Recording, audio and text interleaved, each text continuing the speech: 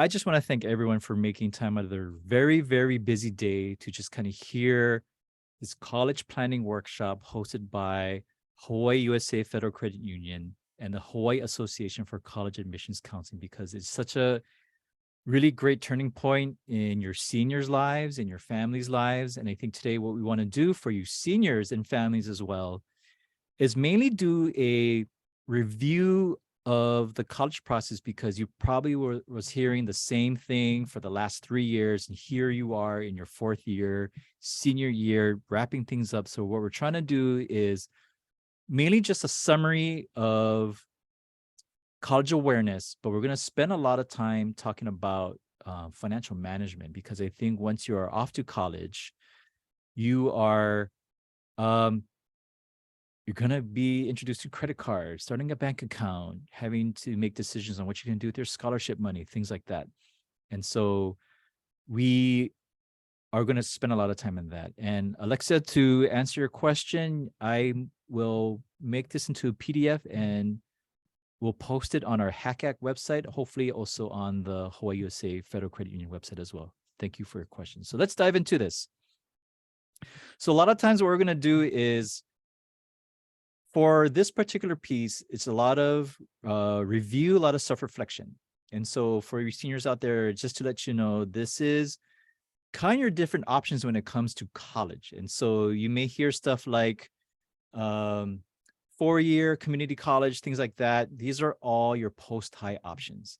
And so even though there's like a heavy dialogue on college, and I'm not discrediting that, just know that there's a whole lot of options out there just in case. So you just want to have an open mind, like you've been told in the past 3-4 years of what you're going to do after high school. And this is some of the options that are offered to you.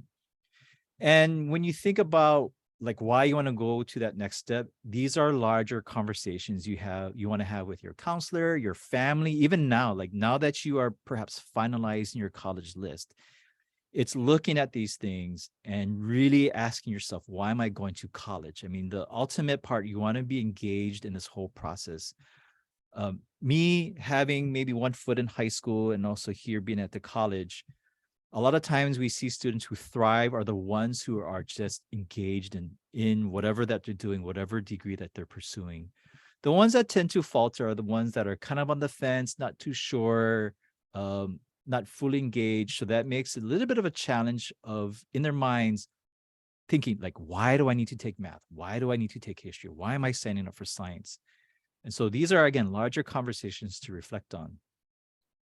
But then we dive into like the nitty gritty. And so it's no mystery that it costs a lot to live in Hawaii. It just costs a lot to be an adult.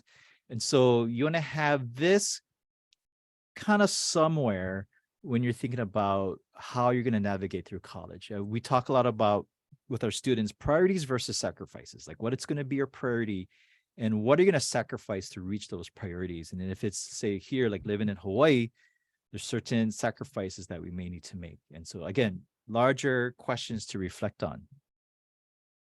What you see on the screen is mainly like national averages of what a person in a certain or will hold a certain degree will earn. Now, these are national averages. And the reason why I'm emphasizing that, I did a little bit of research a couple of days ago, and I stumbled on what a plumber makes.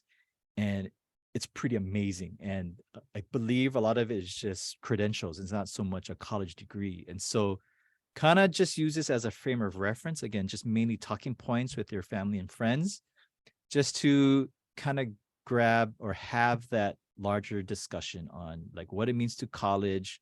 Why am I going? Again, what are your priorities and what are you willing to sacrifice? And so, yeah, so just, don't get too caught up in this one. So when you are exploring different degrees, there might be different names based on the certain pathway that you may take. And so I'll take like nursing, for example. So we have certified nursing assistant, CNA, but when you get up to the higher levels, then you become like an RN. So it's very different. And so when you are looking at different, like say degree titles, it might reference like what kind of certification that you would need. So these are the different things to look for. So again, larger family discussions. Just have these discussions, seeing what you can do in high school now, get involved. Because a lot of times when you are, let's say, getting involved in high school, it's kind of confirming that you're on the pathway that is right for you. So if you join certain clubs, not to make fun of my son, so he joined the boba club, and it's like, okay, are you gonna go into a career in boba tea? I'm not too sure, but anyway, it's like you want to make sure that whatever you are getting involved with, it's kind of shooting for that larger goal. And again, if there are questions that you may have, we have counselors in the room. You can post your questions in the chat, and there's a team of people in the chat ready to answer all your questions. Here, I want to show the differences between being college eligible, and college ready. So again, mainly talking points. One is not better than the other. And so it's just to kind of give you an idea of maybe how you're approaching college, how you're selecting them, in reflection of like who you are as an individual. And so again, this is not to say one is better than the other. These are just good talking points as you're trying to finalize maybe your list of colleges that you are attending. Okay, so now it's a good segue to talk about that fit. So we go from kind of knowing what's college eligible, college ready. We want to dive into what's going to be a fit.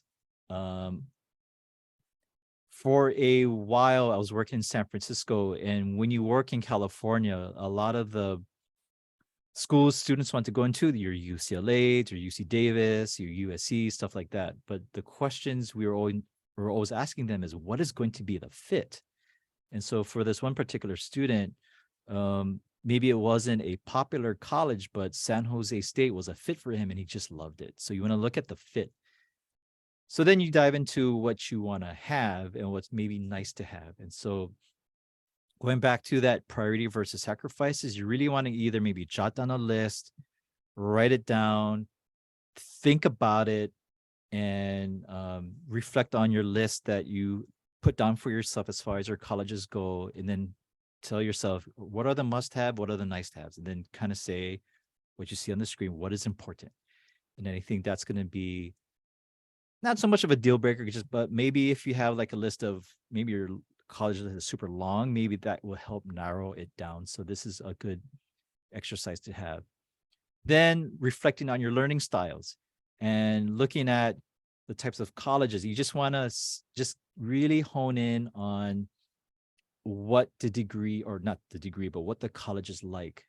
It's tough for us folks in Hawaii to do an actual college visit, but what I've seen over the past year, a lot of the schools are doing a lot of pretty decent YouTube campus tour videos, and some of them are short, some of them are pretty long, some of them are narrated by students, which is always wonderful, but that could be perhaps the closest thing to seeing what type of school it is. What my colleague did was he would look at other program videos to see, when we go into diversity, we'll talk about that later, to just kind of look at the background images, look at the background activity to see in his mind what diversity looks like for that particular school. So then you want to look at your learning styles. And again, nothing is better than the other, but it's more understanding yourself.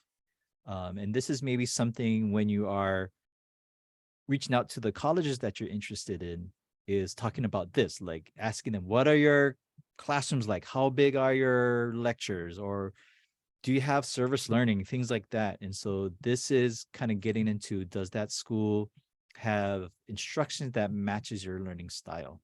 So this is another good talking point as well. Size of the school. Some people love the big colleges. Like I'm working with this one student right now. I met Kapiolani, but he wants to transfer, and he's so about the big colleges. And so when he's doing his research, he's looking at the large and extra large. Other students I've worked with, they want to transfer to something more small, something they're used to, something that they'll feel like they're a part of a more intimate community. And so for that particular student, the smaller schools is a better fit.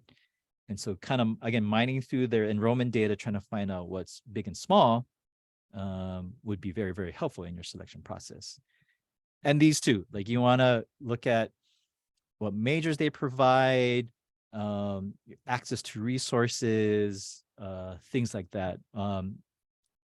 When I went on several campus tours, like a lot of them really emphasize the student to teacher ratio. A lot of the student tour guides was mentioning how easy it was to reach out to the instructor if they had some difficulty in class. That was important to them. And so it's just, again, finding out all the things about the several institutions that you're interested in, and then kind of going with that. And then there's just more, like some are big on research, some not so much. Some have great sports organizations, some may not. And so it's just, again, finding what's going to be important to you. So again, if you have questions, feel free to throw it in the chat. Again, you have a wonderful team of high school counselors in the room that's ready to field all your questions. Here, again, just continue on social fit, going with location, the type of settings. Like if you were in counselor's room, correct me if I'm wrong, like if you go to schools like say UCLA, big city. If you go to schools like Washington State, not so big. Pullman, that's the college town. So you want to kind of think about where the college is and does it have access to maybe the resources that you want. So say if you're going to go pre-law, does it have access to, say, the state capitol or things like that that will get you fully involved in whatever that you're going to pursue. And so these are things you want to consider. More to look at, lots to consider. Again, these slides will be posted hopefully on our HACAC website, Hawaii Federal Credit Union website. So just you can refer to these slides as you're going through your college search or finalizing your list to make sure it's a fit. All right, good evening. My name is Martin. I'm an admissions officer with UH West Oahu and a part of the HACAC organization. So oftentimes when we're looking at colleges and we look at the brochures, we see the tuition and fees, but keep in mind that's just one part of the story. And so the cost of attendance is really are a big factor to consider when looking at college fit.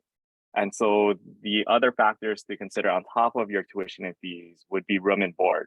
If you are having to live out of state, you may need to live in a dorm room if you don't have any family or friends in the area. Books and supplies, and this varies depending on program. What we typically see are the sciences.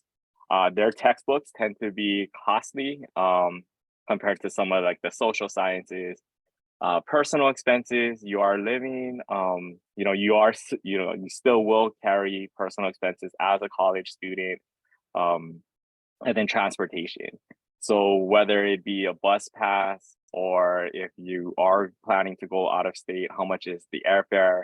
Once you're there, how do you plan to move around? Okay. And so what this looks like, this is just a snapshot of some of your options. And again, keep in mind, this is just an example. It's nothing, in great detail, but you can see the community colleges by far have the lowest cost of attendance. And the reason for that is the tuition is subsidized by your state taxpayer. So that's your local community college. If you're looking at a community college that's out of state where you are a non-resident, that cost will go up significantly.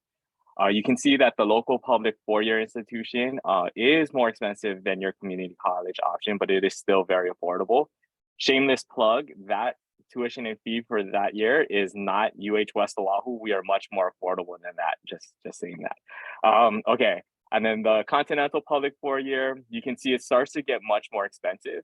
And again, typically non-residents of that public institution or of that state will pay 300% of what the residents will pay. And then the Continental Private is the most expensive. Now, that's what we call the sticker price. That is not necessarily what you will pay. We definitely recommend that you apply for financial aid because that cost could go down depending on what you're eligible for. So that's just the sticker price, right? It's like when you go to a car dealership, you see that sticker price. But as long as you talk to the dealer, most times that price is negotiable and it does come down, and that's in the form of financial aid. Okay, so some search resources on how to look at schools and their costs. Our popular search sites would be College Board, College Navigator, the Princeton Review, and College Factual. The hardest part about utilizing online searches is that you have to know what to look for or what questions to ask. I definitely recommend having a conversation with your college counselor at your high school because they are by far the experts and they are knowledgeable about different institutions that you may not have heard of. But like if you were to ask, if you're interested in nursing, for example, if you were to put that in any one of these searches, it would generate a humongous list. But having a conversation with your college counselor based on what your strengths and weaknesses are, what Sheldon had covered earlier, they could come up with a whole different list that you may have missed. And family involvement. So again, we stress that communication. Parents, especially, let your student know what's financially feasible for your contribution. And at the same time, students, your parents did their job, right? They got you through high school. The college education is for your benefit and it's your investment in your future.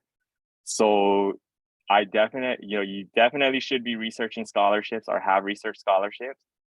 The time to apply for a lot of schools for financial aid, it has started. And a lot of scholarship deadlines happen to be on March 1st, which is before the commitment deadline of May 1st. So now is the time. And even if you're on the fence about applying to that school, throw your name in the hat for scholarships. If you're awarded a scholarship, it's not contractual. You do not have to attend, but at least that could be an option for you should you decide to enroll in that institution.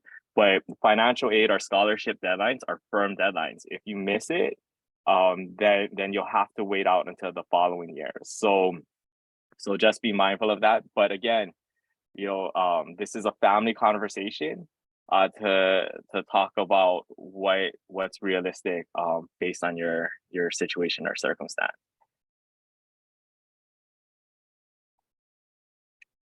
Okay, so what are colleges looking for in their student or when in their applicants? And so the number one thing that all schools require are official transcripts, and that comes directly from your school, your high school, to that university or institution. You will never touch it. Once you touch that copy of that transcript, it is no longer considered official. And now with electronic submission, it's much easier and faster. But what we are looking for are your course regular, your course selection. Very quickly, we're looking at some the types of courses you're taking. Some schools do require personal essays or statements. This is very important because if there's a dip in your grade or if you have external circumstances that aren't going to show up on your transcript, this is the time to let that school know. This is the only part of the application process that we get to hear your voice. And for students now, it's never been more difficult, right? Like you have survived through a pandemic, and we understand that created stress and your grades may have dipped. But again, you have to let us know in that essay. So definitely take your time when you tell us your story. Okay, so this is the recommended curriculum for our 4 students when applying to schools. This may vary depending on the institution and how selective they are. But please note that if you're attending a public school in the state of Hawaii, this is more than what's required for a high school degree, right? So that 4th year of math, that 4th year of science is optional, but I highly recommend that you go for it, or you should be in it, hopefully, or if you're not a senior, definitely register to take it, even if it is not required. Studies have shown that students who do not take math in their senior year or in that 4th year have a harder transition to college, regardless of major. Math is one of those subjects that if we don't use it, we quickly lose it. And if you don't believe me, students, ask your parents for help with your math homework tonight. See how quickly they ask Siri for help or Google for help. Okay, now there are standardized tests, and this depends. So this is where you have to do your research on what schools you're applying to. a lot of schools have gone test optional, where you can submit your test scores if they are good or if you are satisfied with it. But if not, then you do not need to submit it. Other schools like West Oahu, we are what's considered test blind, where we do not require it at all.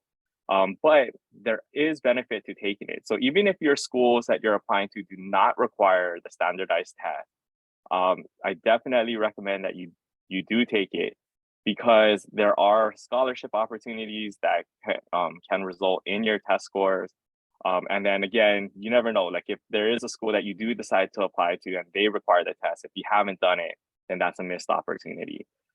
Besides the SAT and ACT, so if there are any juniors at public schools in this presentation, the state of Hawaii does have our juniors take the ACT test free of charge, and that is a real ACT, so definitely prep for that. But other tests would be TOEFL, so that's test of English as a foreign language. So if English is not your first language, then some schools may require that you do that, as well as the Duolingo, IELTS. So just check with each individual institution on what their requirements are. So outside of the standardized testing, there are other tests that you may come across. And so for students that are in AP, depending, you do not need to take the AP exam. But if you are in AP courses, it is recommended, because based on your AP test result, you could receive college credit. There are fees to take this, but those testing fees are less than if you were to pay for the college credits that you could potentially earn. So not all, or most schools will post what the required test score is or in order to earn their college credit, and that does vary institution to institution. The PSAT is a practice test for the SAT, but depending on your scores, it could qualify you for national merit consideration. And then the ASVAB is a test that the military offers, and it's an aptitude test. And so there's no obligation to enlist for taking this free test. One of the benefits is a lot of us don't know what we want to go into as far as career or even major. The ASVAB is a good way of seeing where your strengths may lie or where possible interests are. And so if you don't know, talk to your counselor about taking the ASVAB. And so again, these tests do cost money, and colleges do charge application fees. So for testing fees, you could qualify for a test fee waiver based on your household income. And so you can see the breakdown there, and this is for the 22-23 school year. But if you have any questions, go see your college counselor at your campus, and they can let you know what you qualify for. So if you're on free or reduced lunch, for example, then you're eligible. Colleges, we have application fees and they vary, but there are opportunities to have that waived. A lot of colleges will visit your high school to do presentations. Some will waive the app fee for attending. Others, if you work with your college counselor, they can let you know if you're eligible for additional waivers, like HACAC, which is a parent organization of HACAC. They offer application fee waivers as well. And so some applications or some colleges do require essays. And again, this is your story. Do take time to make this as best you can. Have your teachers look over it, friends, parents, counselors. The more eyes on it, the better it is to just help strengthen it. This could make or break your opportunity to get into that institution. I do recommend that you read it. But what you'll see is multiple institutions have the same essay prompt. Don't just rely on spell check. Take the time to read everything before you submit it per institution, because there are certain things spell check will not pick up on, right? And so, like for example, every year I'll get at least one app or one essay that's really good, and then I get to that last sentence and it's like, this is why I would be a great student, at UH Manoa. And, that's the wrong institution. And so it's like, no, wrong, throw it in the gutter, time to read another. And that's something that spell check won't pick up. So again, just be careful before submitting. And I know it gets redundant, but just take the time.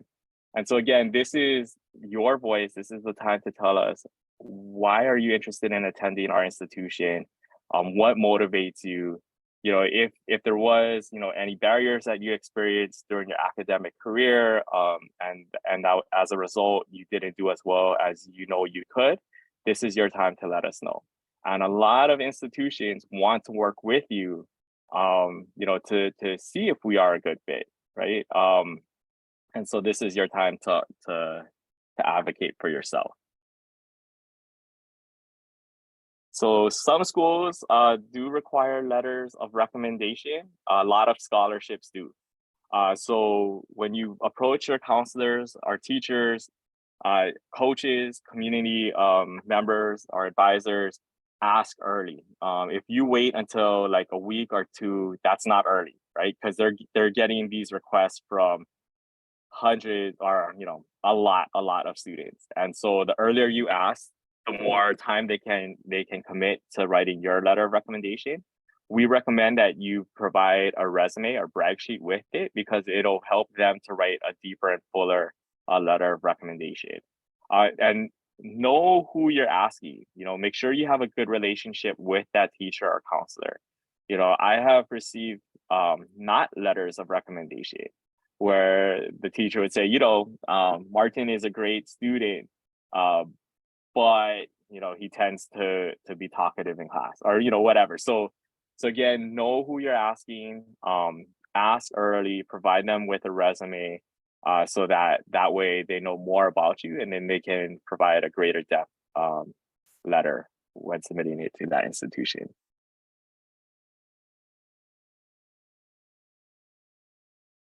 So before we dive into the Hawaii Federal Credit Union, just a recap on FAFSA, there's probably like a ton of webinars. I think your schools are hosting virtual workshops, in-person workshops, one-on-one assistance. Take full advantage of all that. Those deadlines are coming up quick. Well, not so quick, like March, but still. You want to just balance everything out so you can get everything done. Again, if you're looking at schools and you think the tuition might be a little bit steep, consider the WUI program. Great option. I've heard stories where sometimes the WUI tuition is a lot lower than what they'd be paying as a resident here in Hawaii, which is pretty amazing. So it's these bigger conversations, like you don't want to be held down with like unbelievable debt. So you want to have these very thoughtful conversations around financing your college education. Different things to consider, different websites. These are just like a few. I know there's just a ton of scholarships out there, scholarship sites out there, but just check out all these sites. Talk to your college counselor at your high schools. Some of the schools I visited, I would see binders. It's worth looking through that. And what's interesting, to kind of put it into perspective, like it may seem like a lot of work to search and to write essays and all that, but if you think about the money that you're going to get out of it, it's pretty amazing how if you were to break that down into like, say, an hourly wage of a part-time job, and let's say you've got so many thousands of scholarships, it was like you were working. But all that work is now paying off, because now it's almost like you got this money to go to school, and there's that one thing you don't have to worry about, which is tuition. So as you know, Hawaii P20 has just a lot of FAFSA workshops. That's the QR code. If you want to screen it real fast, you can always go to their website to register. They have a lot.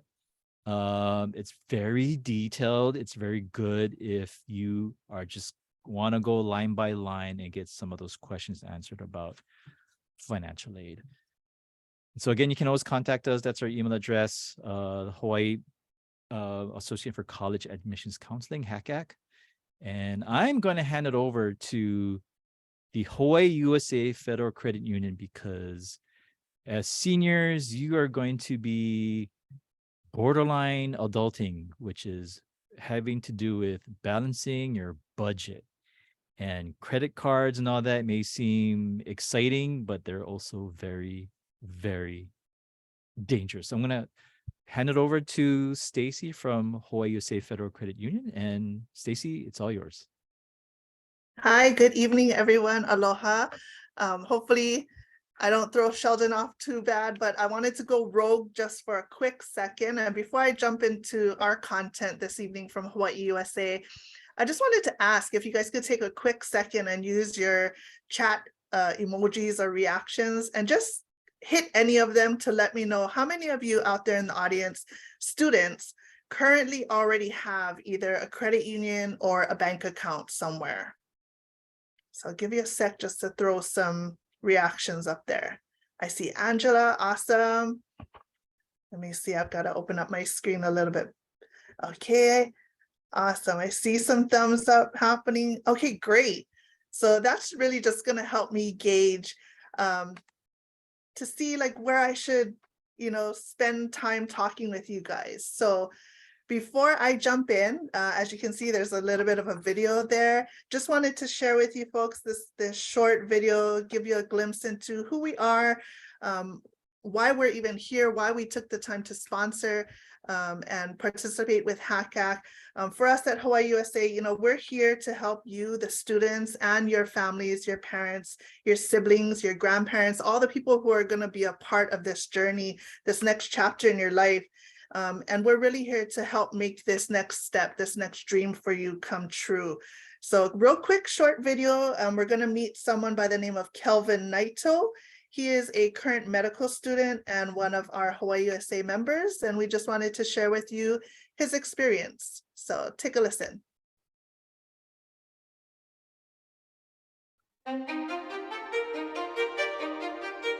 I've always had the sense of community and trying to give back to my community. And for me, I wanted to do that by studying medicine and becoming a doctor. With that, it kind of came at a cost. Right now, I'm a third-year medical student at the University of Hawaii John A. Burns School of Medicine. I'm working in a hospital. I could be working from pretty much 4 a.m. to 4 p.m. or 6 p.m. And after that, I'm going home and studying for the next day or preparing for the next day. Financially, I do have a lot of student debt. My student debt definitely makes me anxious and worried, and it makes me think about my financial planning for the future. I started with HawaiiUSA back in 2012, first bank account before I started college. Opening that bank account in 2012 was that first step into independence and being on my own in college. Going to Boston for my undergraduate, I kind of had to grow up real quick. I learned about this HawaiiUSA scholarship through word of mouth. For HawaiiUSA providing me that scholarship, it really helps me out and eases the burden for me to continue my education and continue to pursue the goal of being a doctor. I definitely want to come back to Hawaii and practice here. The community really matters to me, and I'm hoping that I could give back to them. Although it's super hard and challenging and, a huge time commitment, it's definitely worth it.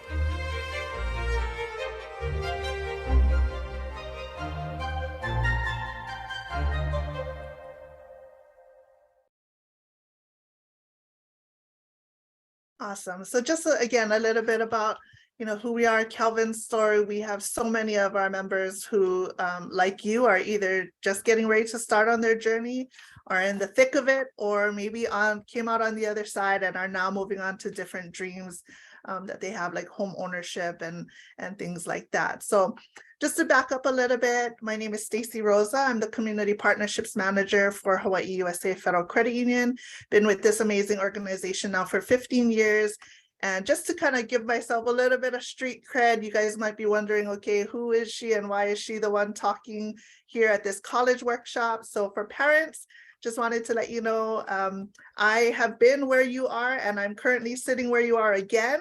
I'm a proud mother of a 2019 college graduate. My daughter, Kelohi, went away to Oregon and we all survived it. And she's now living her best life, #adulting in the state of Washington.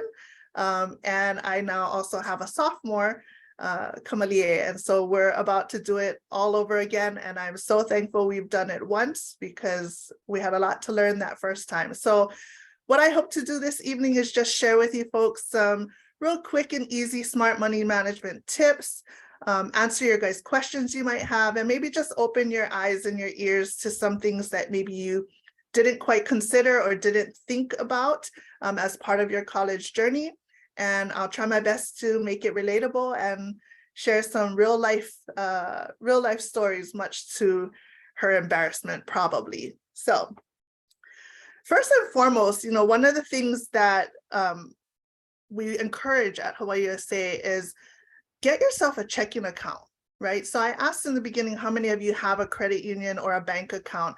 And sometimes when we say checking account, especially now, with everything being digital and electronic and the age of Venmo and Zelle and all those good things, you hear the word checking and you're like, who writes checks these days?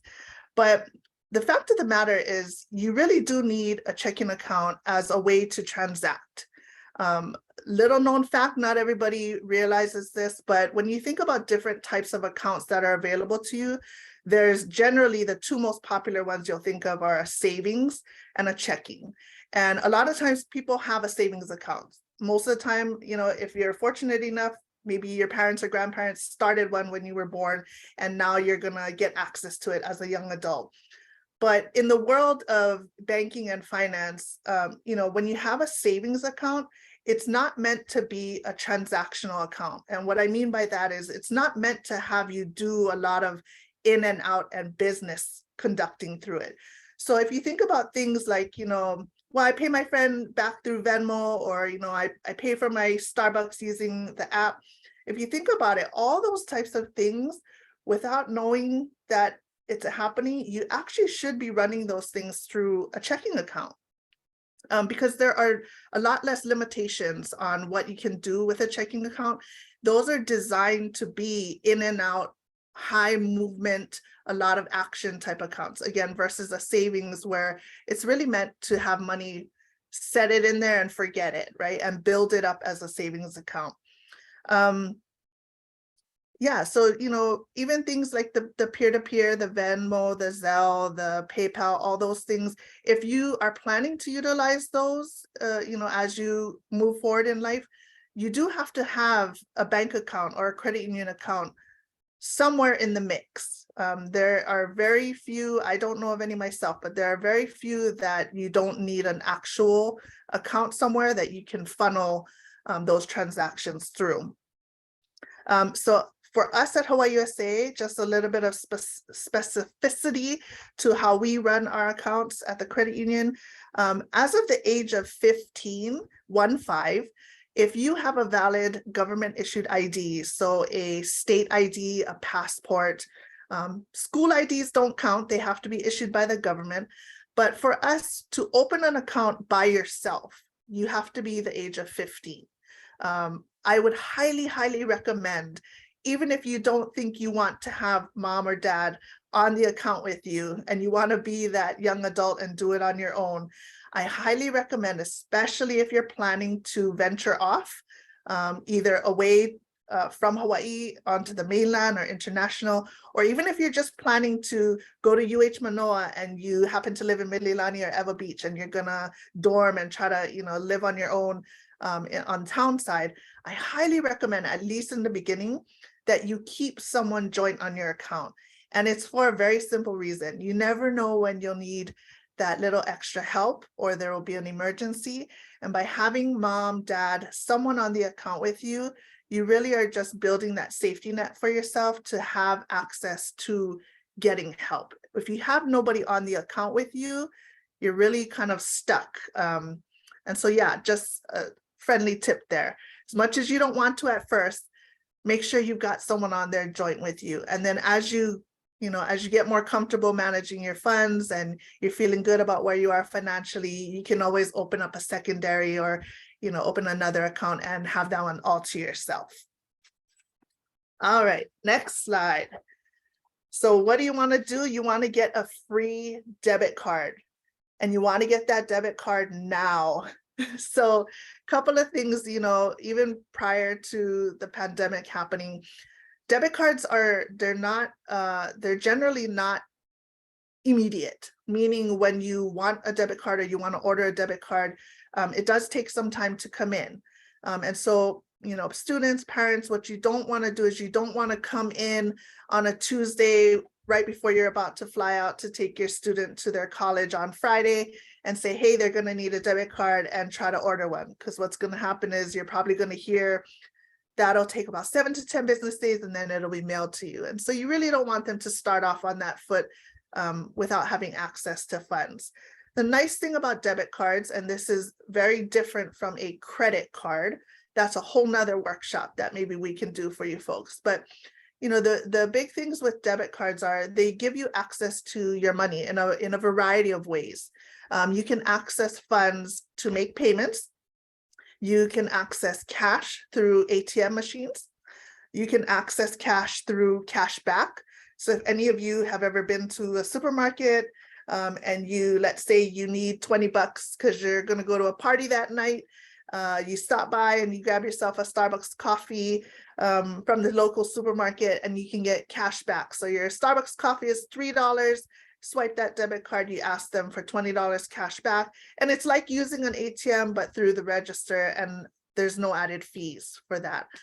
You might be wondering, well, you know, if I get a HawaiiUSA or any local debit card here in Hawaii, there's no Bank of Hawaii or American Savings ATMs or things of that nature on the mainland.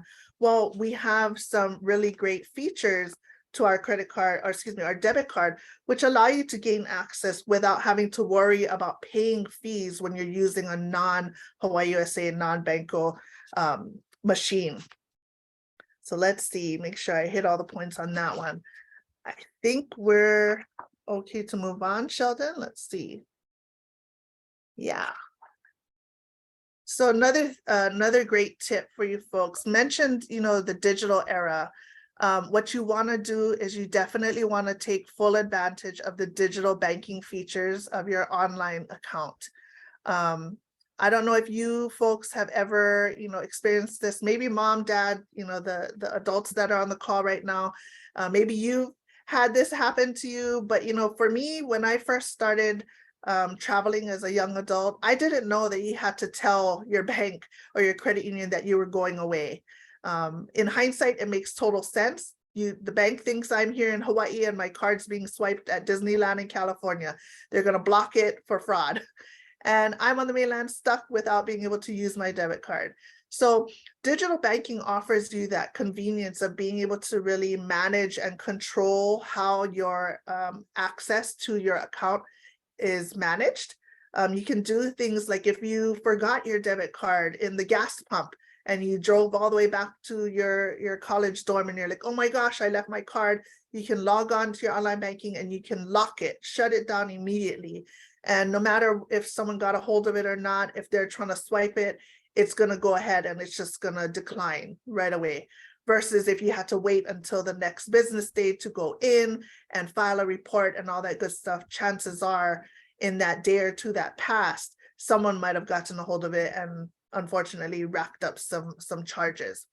You can also do things like monitor your credit score. This is going to be key as you start to prepare yourself to get ready to look into that other card, which is the credit card, right? You want to make sure that the decisions and the choices that you're making are moving your credit score in the right direction, meaning your score is getting higher, not lower. You also want to do things like use our app features to track your spending. There's nothing more eye-opening than taking a look specifically at where your money is going. My daughter in college, she didn't spend a lot of money on a daily basis, but she did use her money often at Taco Bell and McDonald's. And so when she actually looked at her tracker, she's like, oh my gosh, I went to McDonald's 3 times in one day. So it's just a really, you know, quick and easy way for you to be able to see where your money is going and to help you make adjustments to how you're spending, depending on the goals that you have and what you're trying to achieve with your money. You also get alerts. So these alerts range anything from, you can be alerted when there's a charge to your account that's over a certain threshold.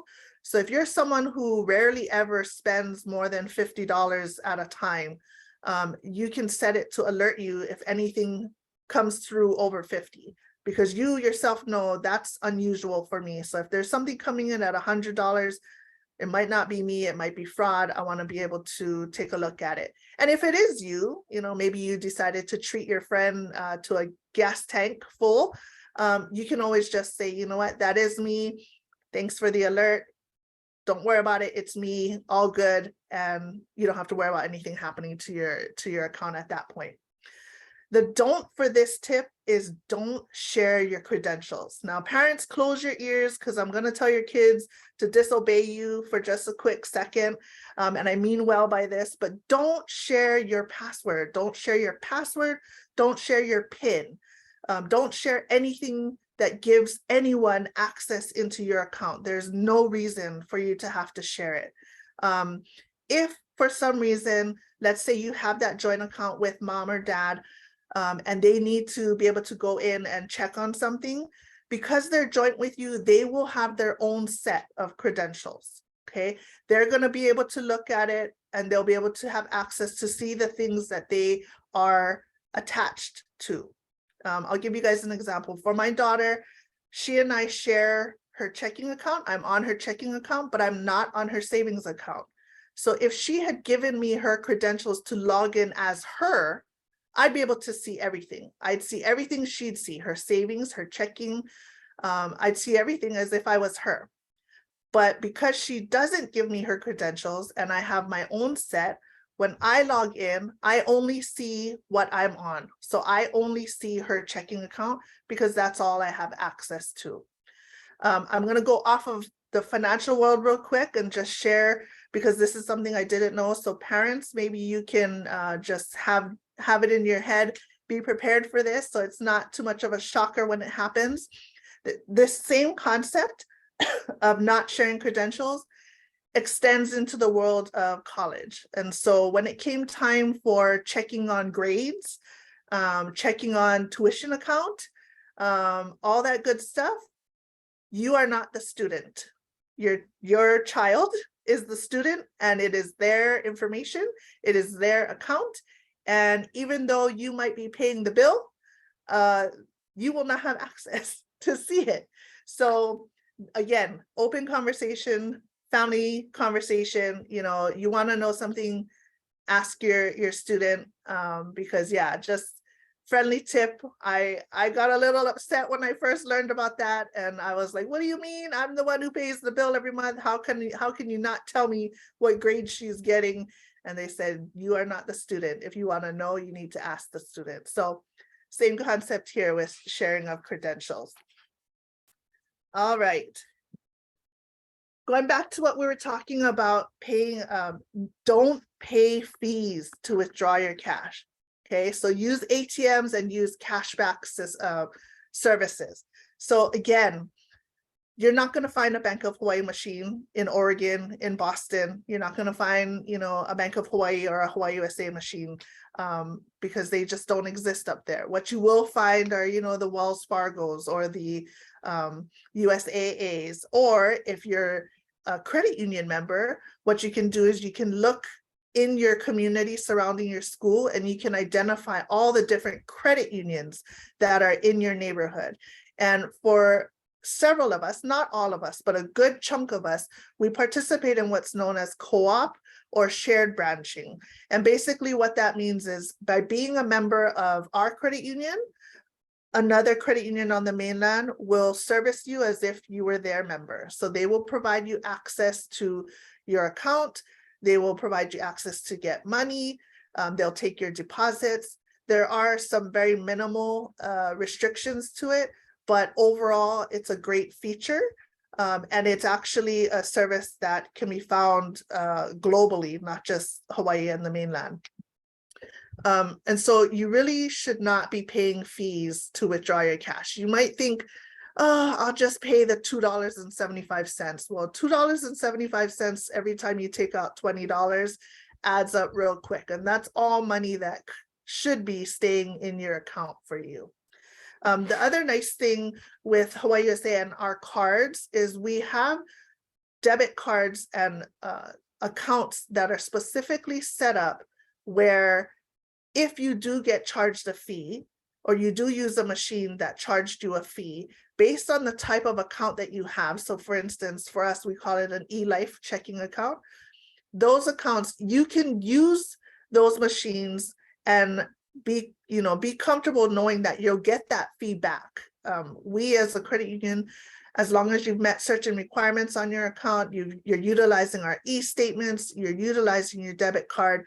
As long as you meet those very simple requirements, we will actually reimburse you for those fees. Because again, it'd be a great thing if everywhere had somewhere that you could go, but we understand that sometimes you just find yourself in a situation where there's only a certain machine there and you need to gain access to money and it's gonna charge you a fee.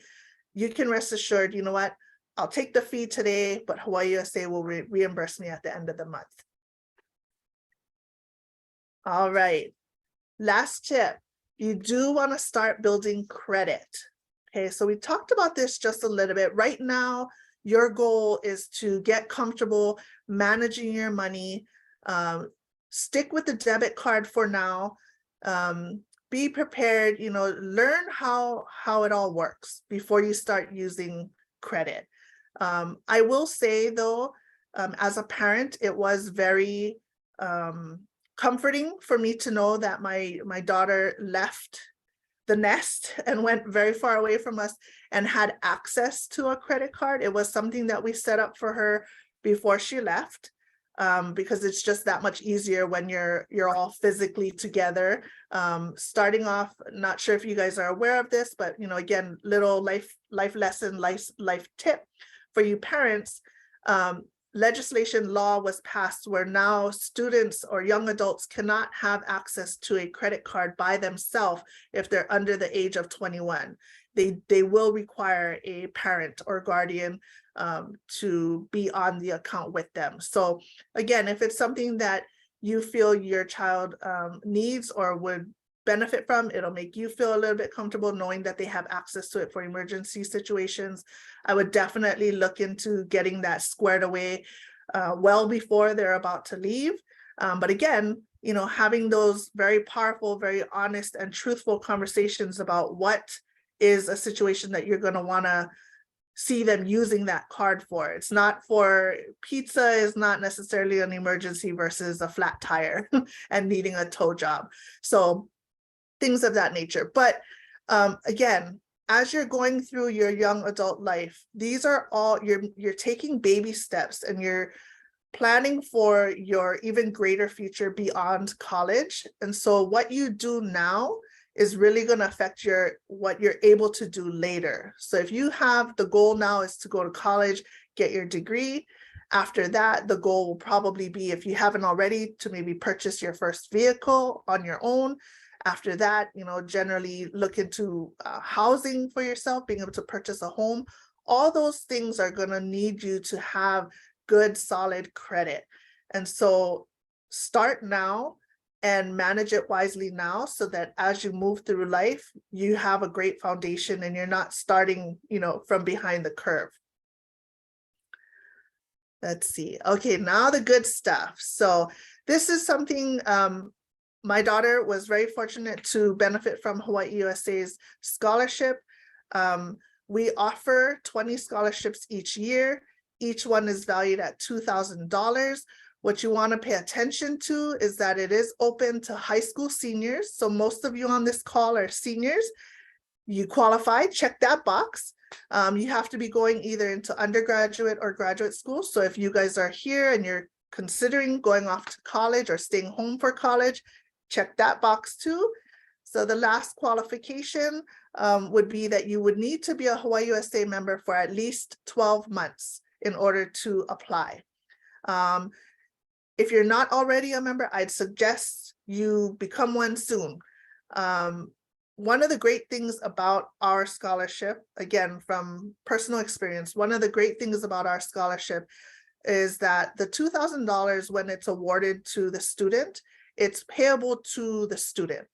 Oftentimes, a scholarship is a scholarship is a scholarship. It's free money. That's the stuff you want to go after first before you start looking into loans. Collect and apply for and receive as many as you can of free money. Never turn away free money. But one of the things that's a little bit special or unique about our scholarship, unlike a lot of others, is that the $2,000 you receive is actually payable to you as the student, and you're able to utilize those money how you see fit. So what I mean by that is sometimes scholarships are awarded, but they're awarded and paid directly to the school. So it will go directly towards reducing your cost of tuition. And while that's probably the ultimate goal, the nice thing about having access to this $2,000 payable to the student and not necessarily using it directly for the tuition is that, like Martin and Sheldon shared earlier, there are a lot of other expenses that come with going to college. One of the things that we, funny enough, one of the things we totally forgot about taking into consideration when our daughter went off to college in Oregon was her wanting to come home, right? And so Thanksgiving is coming up in a few weeks. A trip home to Hawaii for a 4-day weekend for Thanksgiving, upwards of $500-600. We were like, sorry, sis, you gotta stay in Oregon and hope somebody's serving turkey somewhere.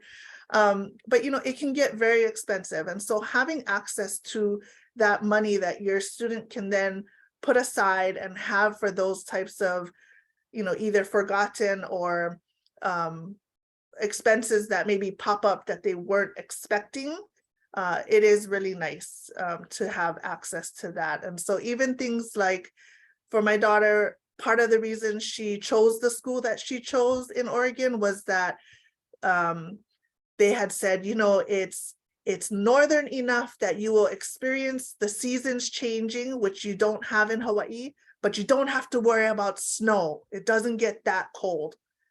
They lied because her freshman year, they had the worst snow blizzard of their history. And all 4 years it snowed where she was at.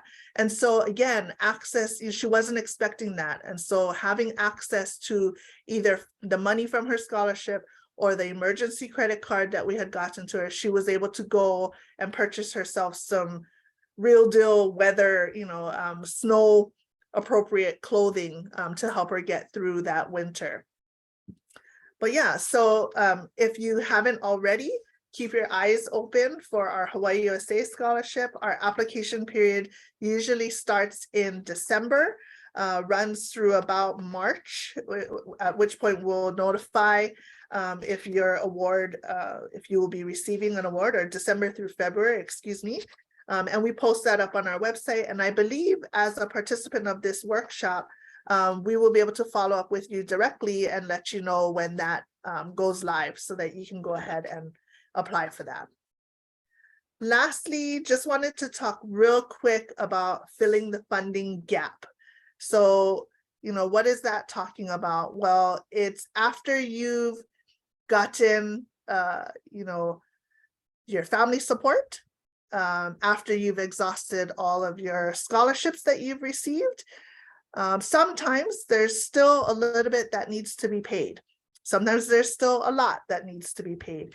And so what do you do about that? How do you fill that gap? There are a lot of different opportunities. Each one is definitely unique to each family situation. So at HawaiiUSA, we encourage you folks, come talk story with us. Come sit down, sit with one of our financial coaches. We'll figure out where you're at, where you need to be, and how we might be able to help you with that. We have different products and services that, again, would be unique to each family.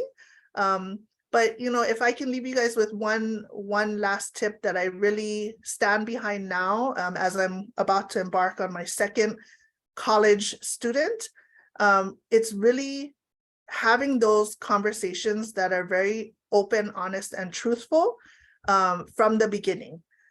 For our oldest daughter, we told her exactly what we could afford without, leaving us behind in Hawaii to eat ramen and tuna and crackers every night. we told her, listen, this is what we can honestly afford to offer you as financial support for your dream of going to college. You can take that and you can go anywhere you want, as long as you are able to fill that gap of the cost of tuition minus what we're able to give you.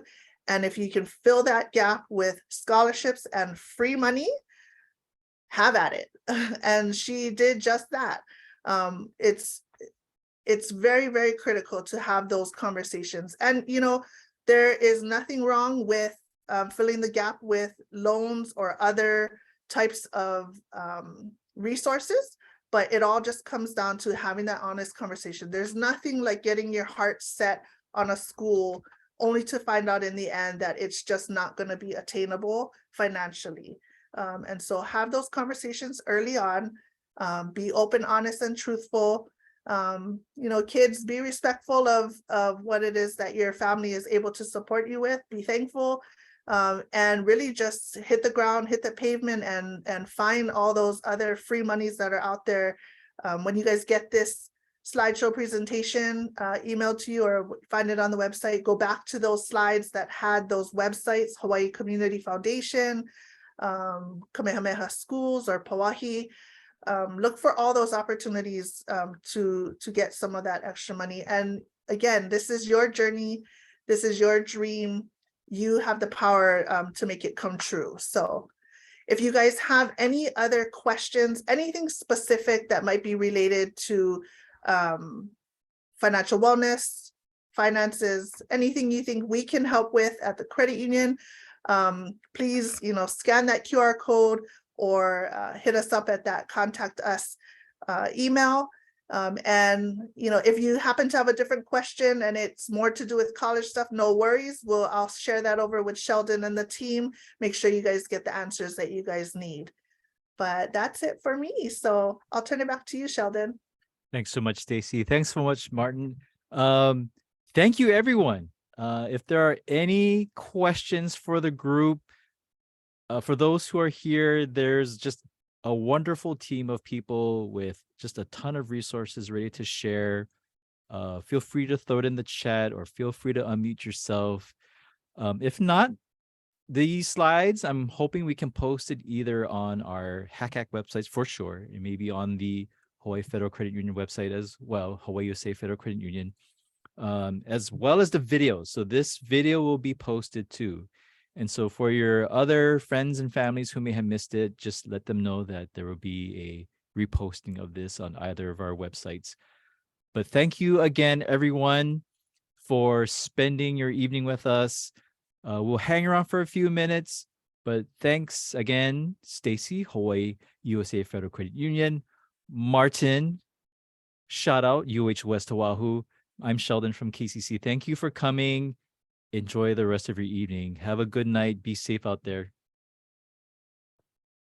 And I think, Stacy, there's a question in the chat. Okay, let me take a look here. Can you set up a HawaiiUSA Credit Union account online? Jacob, I'm going to send you a prize because you can absolutely set up a HawaiiUSA Credit Union account online. If you go to our website, HawaiiUSAFCU.com, and you look for open an account, you can find that. Let's see. I'm serious about getting you a prize there, Jacob. So if you want to maybe put your email or a way to contact you to get you a digital prize, I will definitely do that for you. That is awesome. Yeah. Let's see. I see Berta from Iolani. Great information. Communication is key. Yep. And yes, just talking about that whole not sharing of information. Thanks for bringing that up, Berta, because there is a way for you to get access as a parent, but it is up to your student to give you that permission. So that's where you want to have that conversation. Yep. And yeah, hopefully there's nothing you're trying to hide in there. Right on. Thanks, Jacob. I'm going to take a picture of your email so that I can make sure to get something over to you. Thank you, Alexia. Thank you very much for joining us. Anyone else? Again, we'll hang out for a few minutes, but thank you for joining us. I know it's dinner time for like a lot of you, or they should be studying for their exams. That's what it is.